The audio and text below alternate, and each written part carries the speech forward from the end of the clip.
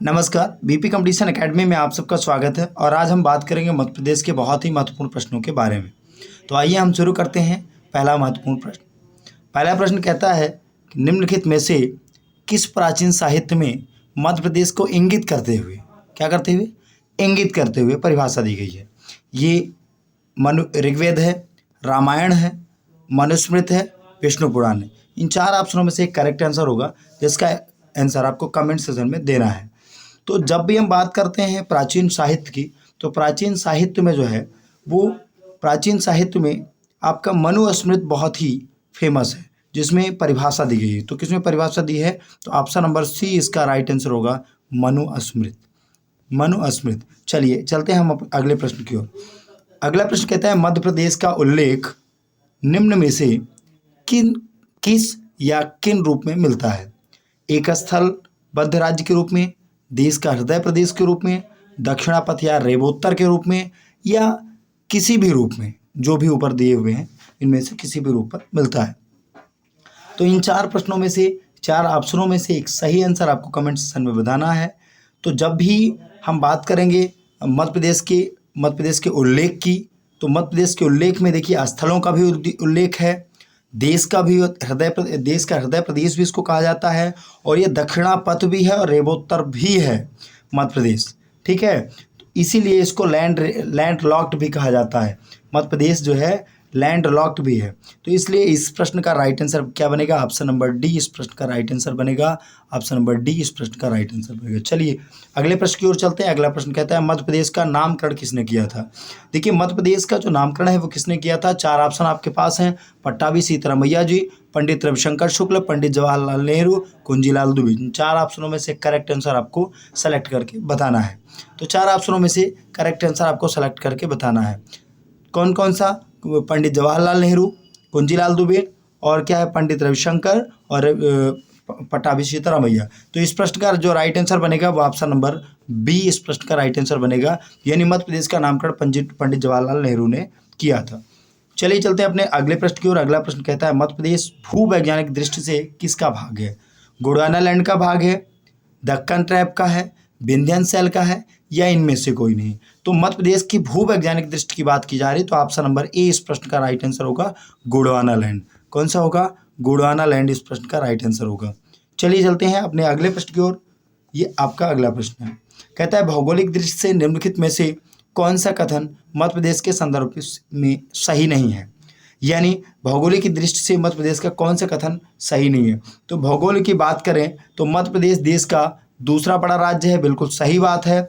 ठीक है, मध्य प्रदेश देश का लगभग 9.38 कितना 9.38% मध्य प्रदेश का जो भाग है वो मध्य प्रदेश जो है वो पूरे देश का हिस्सा है अभी। ठीक है, मध्य प्रदेश की जो सीमा को 5 राज्य स्पर्श करती है, बिल्कुल सही बात है। वो 5 राज्य कौन कौन सी है? गुमछौरा है, यानी गुम छौरा। ठीक है, गुम छौरा, आप इसको याद कर सकते हो।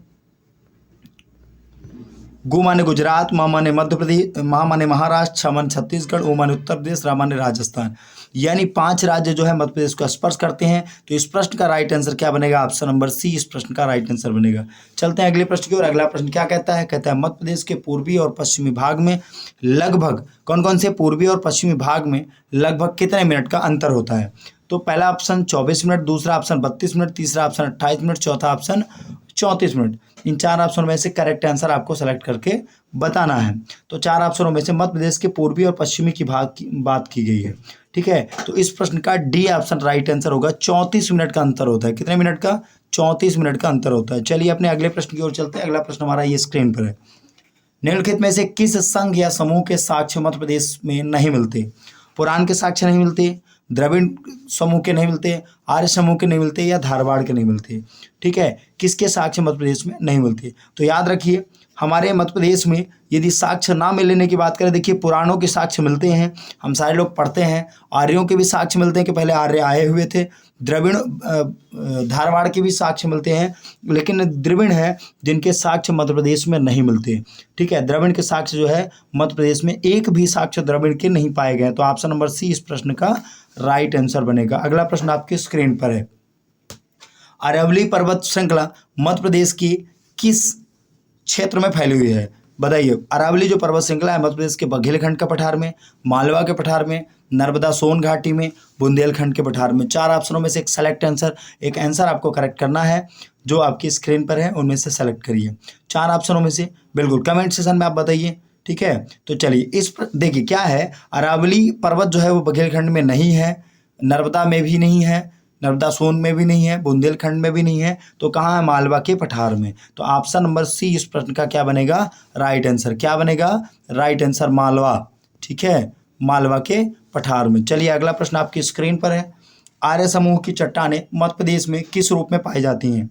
गोंडवाना शैल समूह के रूप में, बाघ सीरीज के रूप में, या लमेटा सीरीज जो बाघ सीरीज है, या सौंसर एवं सिकोली सीरीज के रूप में पाया जाता है, या परसले नाइट एवं हार्नस्टोन के रूप में पाया जाता है, ठीक है। तो इस प्रश्न का जो राइट आंसर क्या बनेगा, वो ऑप्शन नंबर ए बनेगा, गोंडवाना शैल समूह। मतलब आर्य समूह की जितनी भी चट्टानें, इसीलिए मध्य प्रदेश को भी गोंडवाना लैंड के नाम से भी जाना जाता है मध्य प्रदेश को, क्योंकि यहाँ पर क्या है, यहाँ पर जो गोंडवाना शैल समूह ज़्यादा है, ठीक है। तो आर्य समूह की चट्टानें जो है option number A right answer होगा, option number A right answer होगा गोंडवाना। चलिए अगले प्रश्न की ओर चलते हैं। अगला प्रश्न आपका ये स्क्रीन पर रहा। मध्य प्रदेश की भौगोलिक स्थिति, मध्य प्रदेश की भौगोलिक स्थिति बतानी है। 21 डिग्री 6 मिनट उत्तरी अक्षांश से, 26 डिग्री 30 मिनट उत्तरी अक्षांश पर, 74 डिग्री दूसरा ऑप्शन है, 74 डिग्री 9 मिनट पूर्वी देशांतर से, 82 डिग्री 48 मिनट पूर्वी देशांतर। उपरोक्त पहला और दूसरा ऑप्शन दोनों सही होगा या केवल एक सही होगा? आप 4 ऑप्शनों में से करेक्ट आंसर आपको बताना है, ठीक है। 4 ऑप्शनों में से करेक्ट आंसर आपको बताना है। तो 4 ऑप्शनों में से इस प्रश्न का राइट आंसर क्या बनेगा, ऑप्शन नंबर सी इस प्रश्न का राइट आंसर बनेगा, क्योंकि दोनों कथन मध्य प्रदेश के सही हैं। अगला प्रश्न आपकी स्क्रीन पर है। प्रश्न कहता है राज्य के विस्तार के संबंध में सही कथन है। राज्य के विस्तार के संबंध में कौन सा कथन सही है, ठीक है। पहला ऑप्शन क्या है, राज्य के पूर्व से पश्चिम का विस्तार 870 मीटर है, बिल्कुल सही बात है। दूसरा ऑप्शन जो है, दूसरे ऑप्शन की बात करें, राज्य के उत्तर की ओर दक्षिण जो चौड़ाई है वो 580 किलोमीटर है, ठीक है। और तीसरा ऑप्शन पहला और दूसरा दोनों, यानी राज्य के लिए कौन सा कथन सही है, इनमें से आपको बताना है। तो पहला कथन बिल्कुल सही है, पहला कथन बिल्कुल सही है। 870 किलोमीटर जो है, 870 किलोमीटर जो है इसका पश्चिम में विस्तार है, लेकिन जो ये दक्षिण की चौड़ाई की बात कही ये गलत है। ये आपकी कितनी है, 605 किलोमीटर। कितनी है, 605 किलोमीटर इसकी चौड़ाई है। अगला प्रश्न आपकी स्क्रीन पर है। मध्य प्रदेश राज्य है, क्या है, समुद्री सीमा से घिरा हुआ राज्य है, गलत बात। अंतर्राष्ट्रीय सीमा को छूने वाला राज्य है, गलत बात।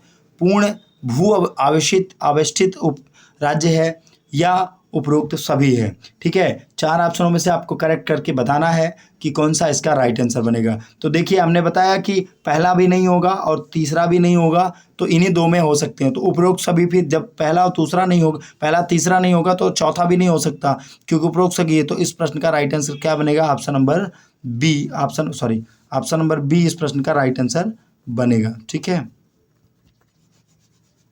ऑप्शन नंबर बी इस प्रश्न का राइट आंसर बनेगा, ठीक है। अगला प्रश्न आपकी स्क्रीन पर है। प्रश्न कहता है मध्य प्रदेश के गठन के संबंध में गलत कथन बताइए। तो महाकौशल की राजधानी कौन थी, जबलपुर। क्या बताइए, इसमें आपको गलत कथन बताने हैं। तो बिल्कुल सही बात है, मध्य प्रदेश की महाकौशल की राजधानी जबलपुर थी, इसीलिए उसको ऊर्जा राजधानी के नाम से भी जाना जाता है। तो ये कथन बिल्कुल सही है। दूसरा, बुल्ढाना अकोला सहित 8 जिलों को तत्कालीन मुंबई राज्य में सम्मिलित किया गया है, ये भी बात सही है। तो ये भी ऑप्शन सही है आपका, ठीक है। फिर इसके बाद आपको बताना है, तीसरा ऑप्शन आपके पास है, तत्कालीन संपूर्ण विंध्य प्रदेश को मध्य प्रदेश में मिलाया गया, बिल्कुल सही बात है। तत्कालीन विंध्य प्रदेश को मध्य प्रदेश में मिलाया गया था उस समय, ये भी सही है। तो फिर क्या है, यह प्रश्न जो है ऑप्शन नंबर डी इस प्रश्न का राइट आंसर बनेगा। अगला प्रश्न आपकी स्क्रीन पर है। भौतिक बनावट की दृष्टि से वर्तमान मध्य प्रदेश को कितने भागों में बांटा गया है, 5 भागों में, 7 भागों में, 6 भागों में, या 8 भागों में, आपको बताना है। तो इस प्रश्न का जो राइट आंसर बनेगा वो ऑप्शन नंबर सी बनेगा बेटा, 7 भागों में बांटा गया है। अब आपके मन में आना चाहिए कि जब शुरुआत में विभाजन हुआ तो इसको 9 भागों में बांटा गया था, लेकिन वर्तमान में इसको 7 भागों में बांटा गया था। जैसे आप मध्य भारत का पठार ले लो, बुंदेलखंड का पठार ले लो, मालवा का पठार ले लो, रीवा पन्ना का पठार ले लो, नर्मदा सोन घाटी हो गए और एक सतपुड़ा मैकाल श्रेणी हो गई, ठीक है ना, और एक बघेलखंड का पठार जो है। तो इस तरीके से 7 भागों में इसको बांटा गया है, ठीक है। चलिए फिर इसके बाद हम अगले प्रश्न की ओर चलते हैं। अगला प्रश्न हमारा ये कहता है, आखिरी प्रश्न है ये, ध्यान रखें। फिर इसके बाद कल मिलेंगे हम फिर से अपनी एक नई वीडियो के साथ में, नए टेस्ट के साथ में। आप सभी लोग कल फिर जुड़ें हमारे साथ और टेस्ट जरूर दें, ठीक है।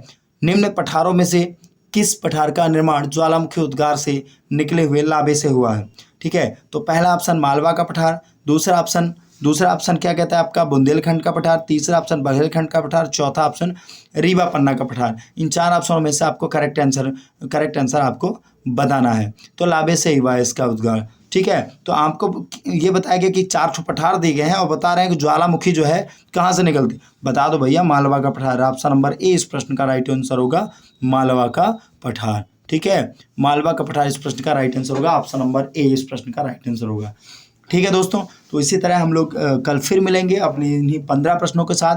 हमारी लगभग 15 प्रश्न की सीरीज डेली चलेगी। फिर इस तरीके से हम लोग जो है धीरे धीरे करके आपसे जुड़ना शुरू करेंगे। तो आप लोग कायदे से मेहनत करिए, पढ़िए और कमेंट सेशन में अपनी राय ज़रूर दीजिए। धन्यवाद आप सबका।